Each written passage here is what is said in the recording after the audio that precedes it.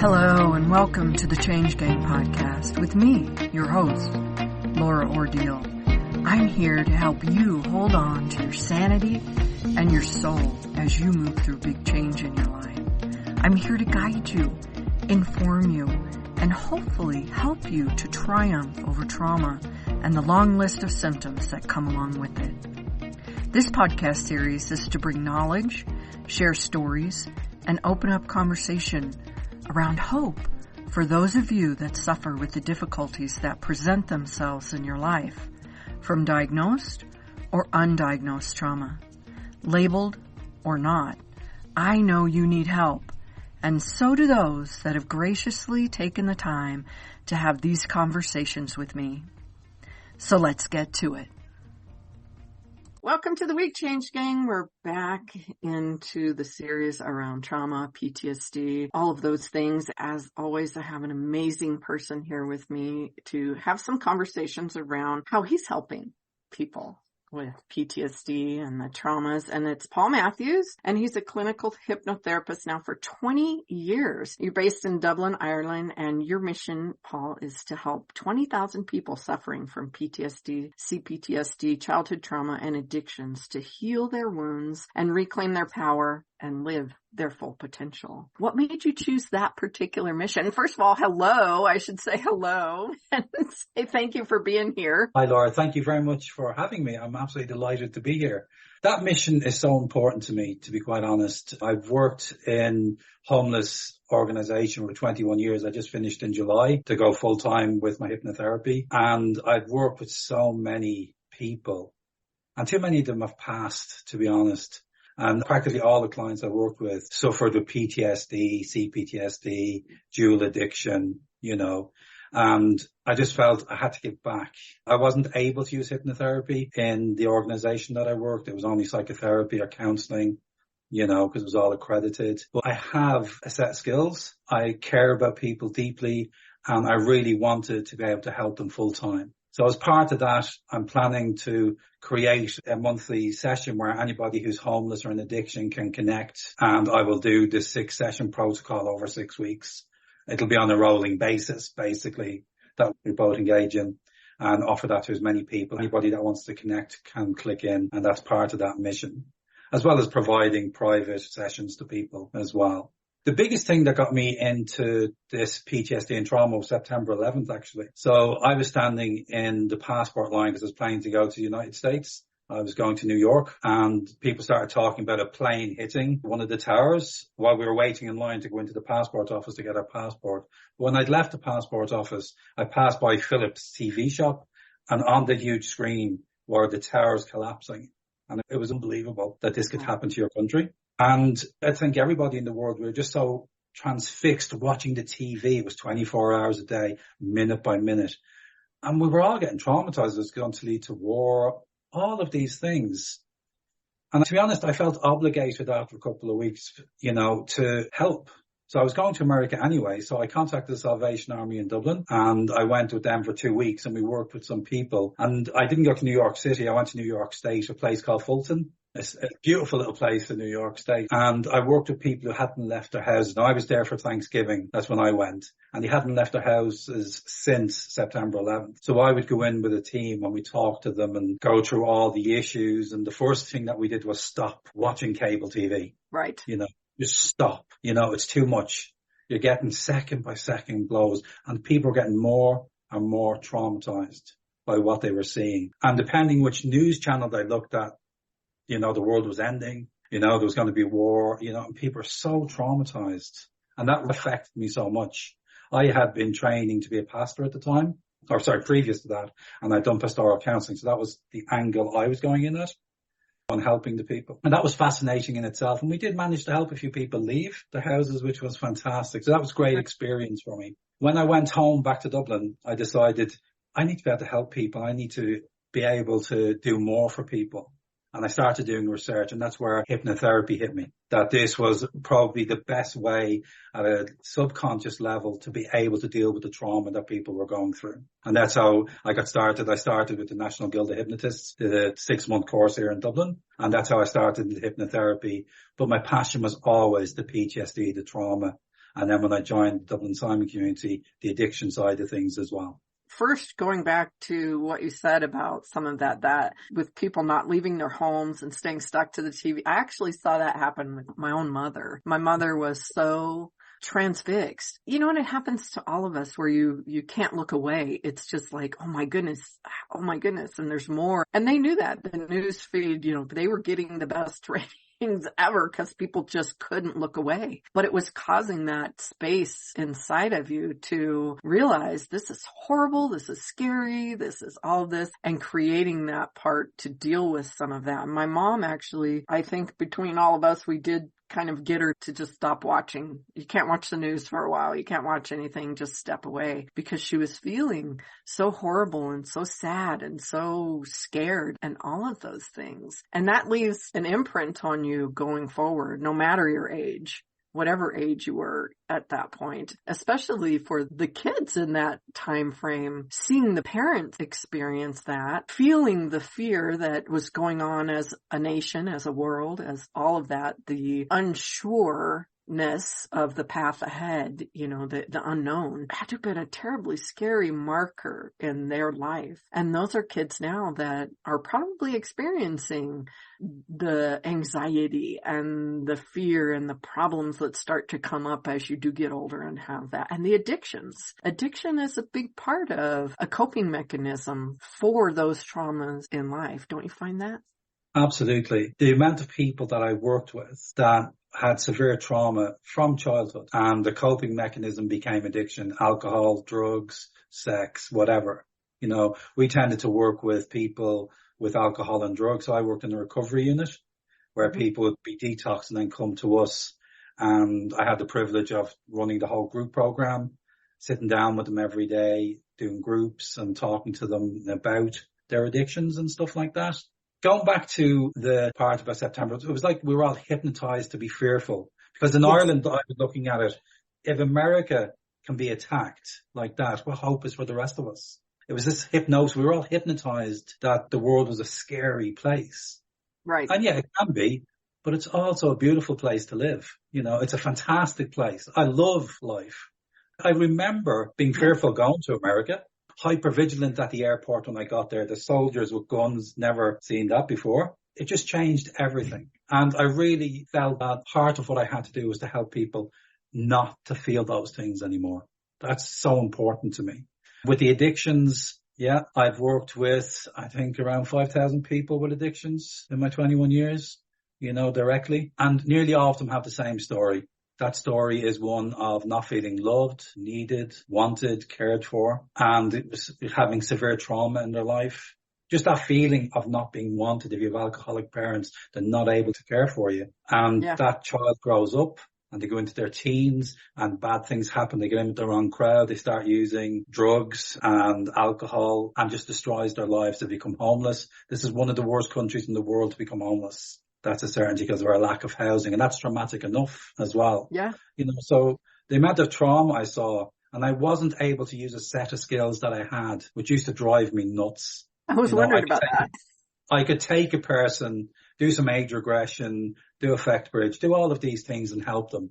But oh no, what I did wasn't accredited. I can understand that from a certain perspective, but there was no, maybe we could consider it, you know, they just wouldn't allow it. And the amount of people that I worked with that passed was just incredible. Wonderful, beautiful people, but highly traumatized and damaged people. It's just an awful shame. And that's why I've left the Dublin Simon to be able to work with far more people. You know, it's a great organization. Don't get me wrong. Fantastic organization to work for. And I'm better for being there, but I need to help people now more directly and use the skills, you know, that we both have.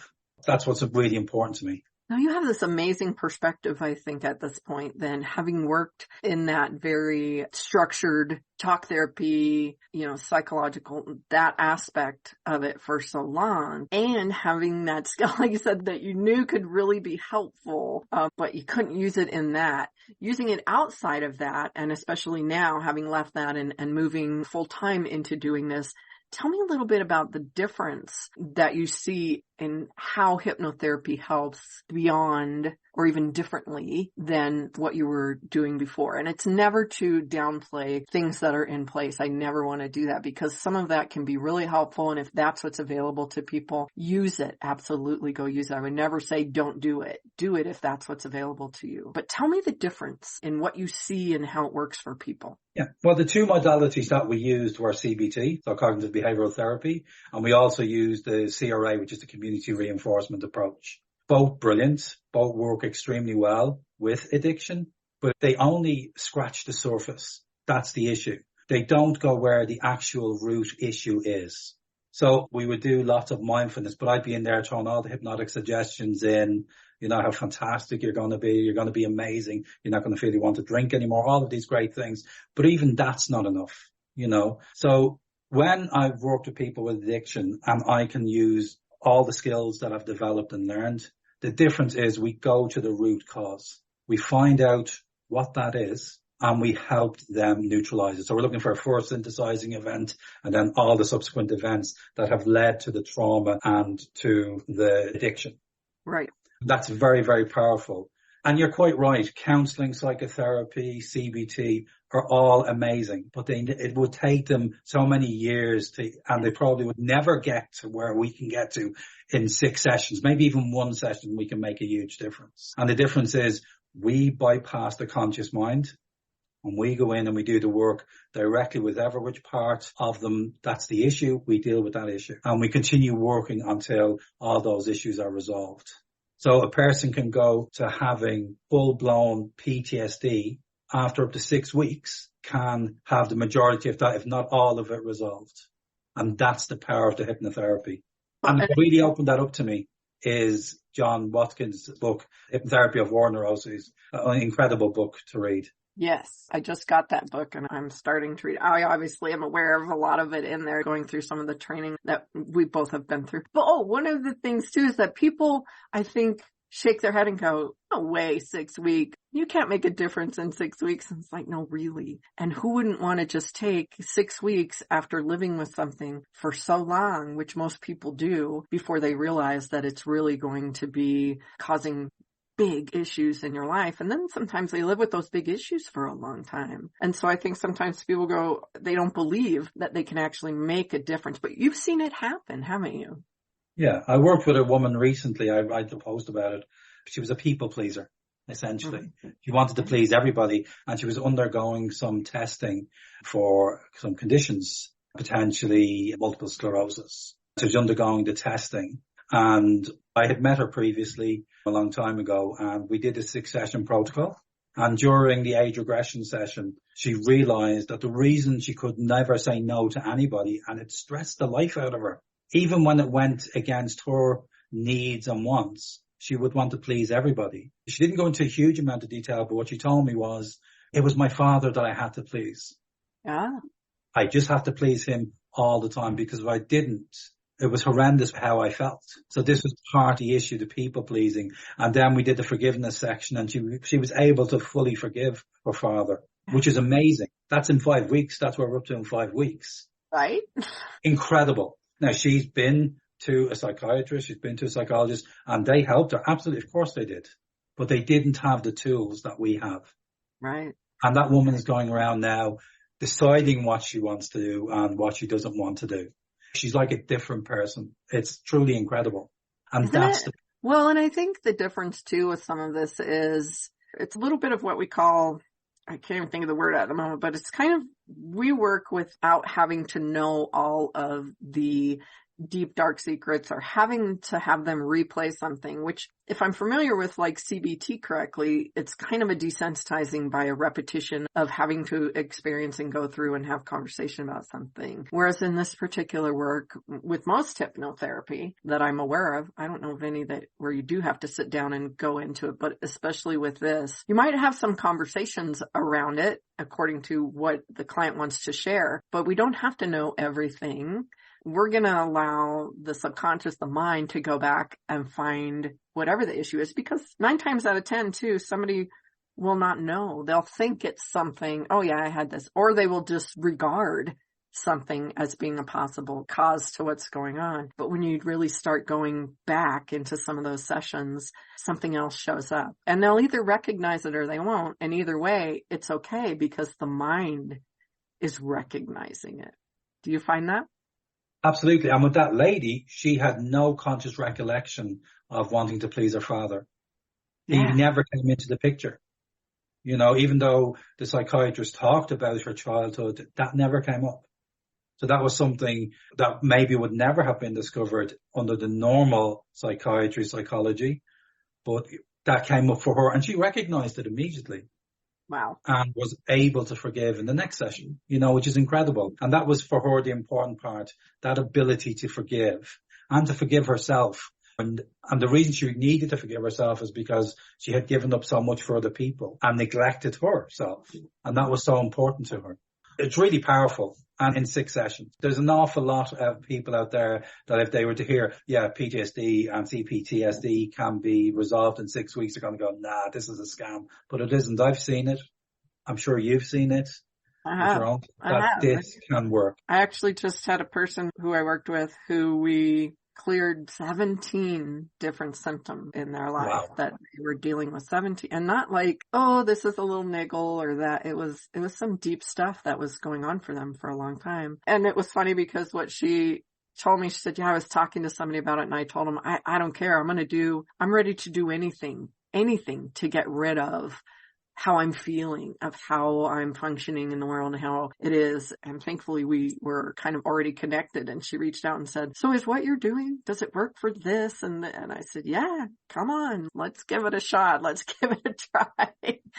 And I was so excited for her. So excited to see that all of a sudden, you know, she showed up one time and went, oh my God, it's different. Everything's different. Everything is just different. It's like a switch has been flipped. And that's what can happen for people in those 6 weeks. And I often describe it as just kind of being magical. It's just this little magical thing that happens, and I don't have to understand exactly how or why, but I know that it does. And I'm not the only one. That's why I'm doing this, is to share with so many people around the world that are working in this area and doing this thing. And I love that you have so many other things in your life that you have that back you in terms of the accreditations and all of those things that are there. And you're saying, yes, those are great, yet here's this amazing tool and I have to use it. So I'm going to find a way to use it. Yep. And that's what you've done. That's what you stepped into and done. So with this goal of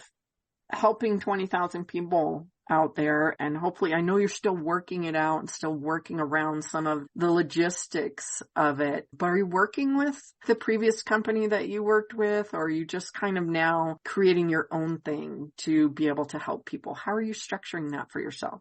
Yeah, well, at the moment, I'm not in touch with them, but the plan is to get in touch with themselves and other NGOs in Dublin and in Ireland, of course, or whatever, because it's going to be on Zoom. So my biggest issue is the client group that with, say, the Dublin Islamic community are mostly going to be homeless people who potentially have mental health conditions, drug addiction, alcohol addiction, is how they can hop in and out of it. How that works is the issue for me. That's a logistical issue. Now, I could offer it to all the people in recovery. The majority of them, as long as they don't relapse, would be able to attend the 6 weeks. But that would reduce the amount of people who can attend, because this works with everybody. Yes, it does. And what I'm actually up against is when I go to these organizations, the first thing they're going to look for is my degree in psychotherapy and all of this. And I don't have a degree in psychotherapy, but I have other skills that can benefit the clients. So my main job is to go and present to them and show them the efficacy of what we do and the history of it through the First World War, Second World War, Vietnam War, all of these theaters of war where people with shell shock, as it was called back then, became PTSD, combat PTSD, was resolved. So I need to be able to prove through case studies, which is why I'm actually going to offer this locally at a greatly reduced rate to 20 to 30 people and get some case studies from them and do it properly, do a proper research into it, because that's what these organizations will want. That's how you get your foot in the door. You said locally, so you want that to be people in Ireland that you're working with for that particular case study that you're going to do for yourself. I'm curious, is that going to be one-on-one work, or is that going to be a group, or is that going to be a combination of both? How are you going to play that out? For the majority of people, it will be a group online session. And for some that it's just not going to work for them, I'll do one-to-ones. Oh, okay, great. This works very well on Zoom, and it works very well as part of a group. So it's both. It does, actually. Is that in the process right now? Are people going to be able to reach out to you and kind of connect with you and ask about that particular program? The press release to our local press about it, and hopefully it's something different and it's something important with the way the world is going. There's so much trauma in it that I think they'll take that up and they will hopefully do the work for me. Yes. By putting it in one of the local rags. And then I will start putting it in various Facebook groups, because we've got Facebook groups for all our localities here, similar to the US. So I'm going to advertise it locally and then hopefully advertise it Dublin-wide and potentially countrywide as well. That's wonderful. That's wonderful. I'm excited about that. Do you work with people online outside of Ireland right now? Are you working kind of internationally, globally? It doesn't matter where you live. As long as you've got a good connection, I'll work with you, to be quite honest. There you go. That's great. So I'm going to make sure that I share some of the information, but can you tell us real quick what the best place is to connect with you? You can connect with me on Facebook. It's Paul Matthews Hypnotherapy. You can look at my website, which is www.paulmatthewshypnosis.ie.